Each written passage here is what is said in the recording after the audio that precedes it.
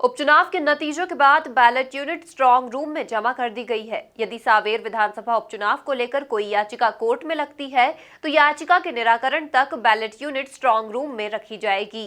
देखें ये report. EVM और वीवीपैट मशीनों के रैंडमाइजेशन का काम उपचुनाव के कार्यक्रम की घोषणा के पहले शुरू किया गया था।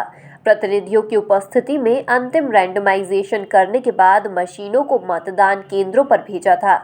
गिनती के पहले तक यह मशीनें क्षेत्र के रिटर्निंग अधिकारी के नियंत्रण में रहती है, लेकिन मतगणना के बाद अब ईवीएम का नियंत्रण डीओ के पास होगा। मतगणना के सभी बैलेट यूनिट एक बार फिर स्ट्रांग रूम में कैद हो गई है। देखिए क्या होता है, इलेक्शन प्रक्रिया जो होती है विधानसभा की, उसमें जो आरओ होता है विधानसभा का, वही उस स्ट्रांग रूम का अधिकारी था जिसमें कि आज तक ईवीएम्स रखी हुई थी। ईवीएम कल सुबह जब खोली गई तो आरओ के स्ट्रांग रूम से निकाली गई थी। उसके बाद उसकी काउंटिंग हुई। काउंटिंग होने के बाद जब कैंडिडेट रिटर्न हुआ, मतलब जो कैंडिडेट जीता उस आदमी को जब रिटर्न हुआ, उसके बाद वो ईवीएम्स जो हैं उनकी वापस सीलिंग होती है। ईवीएम की यहाँ से तात्पर्य मेरा सिर्फ कंट्रोल यूनिट से है, क्योंकि जब काउंटिंग होती है सिर्फ कंट्रोल यूनिट से वास्ता होता है, बैलेटिंग यूनिट तो बाहर आती नहीं है।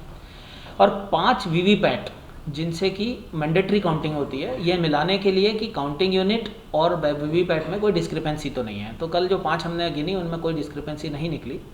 इसके बाद उनकी जब हमने एक तरफ निर्वाचन का प्रक्रिया का जो प्रमाण पत्र दिया गया विनिंग कैंडिडेट को, उसके बाद वो सारी जो सीयू थी, कंट्रोल यूनिट्स थी, उन सबकी फिर से सीलिंग होती है और सीलिंग उसी वक्त होती है और उसके बाद उनको वापस स्ट्रांग रूम में रखा जाता है। लेकिन अब वो जो स्ट्रांग रूम है वो डीओ का स्ट्रांग रूम कहलाता है, क्योंकि अब उन्होंने वो सारी की सारी स्ट्रांग रूम, वो जो उनकी ईवीएम्स थी और वीवीपैट थी, उन्होंने उसे अब डीओ के स्ट्रांग रूम में ट्रांसफ़र कर दिया। अब वो वहाँ पर अगले 45 दिन तक, जब तक कि इलेक्शन पिटीशन का टाइम रहेगा, तब तक वहाँ सुरक्षित रखी रहेंगी।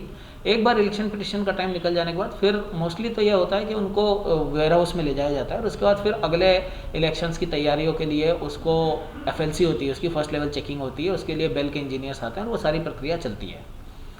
तो इलेक्शन पिटीशन का समय रहता है 45 दिन का, जिसमें कि अगर किसी भी कैंडिडेट को कोई पिटीशन लगानी हो तो माननीय न्यायालय में जा सकता है। उस पिटीशन को स्पेसिफिकली इलेक्शन पिटीशन ही कहा जाता है, जो इलेक्शन से संबंधित होती है। वहाँ पर उन 45 दिन में जैसी स्ट्रांग रूम की सुरक्षा थी वैसी ही स्ट्रांग रूम की सुरक्षा कंटिन्यू बनी रहेगी। वहाँ पर सशस्त्र गार्ड रहेगा, वहाँ पर कैमरे लगे हुए हैं, वहाँ पर जो बाहर उसका जो डिस्प्ले चल रहा है वो चलता रहेगा और उतनी ही कड़ी सुरक्षा रहेगी जितनी की कड़ी अभी तक थी। देखा जाए तो आयोग के निर्देशानुसार किसी भी उम्मीदवार को चुनाव याचिका लगाने के लिए 45 दिनों तक का समय निर्धारित रहता है।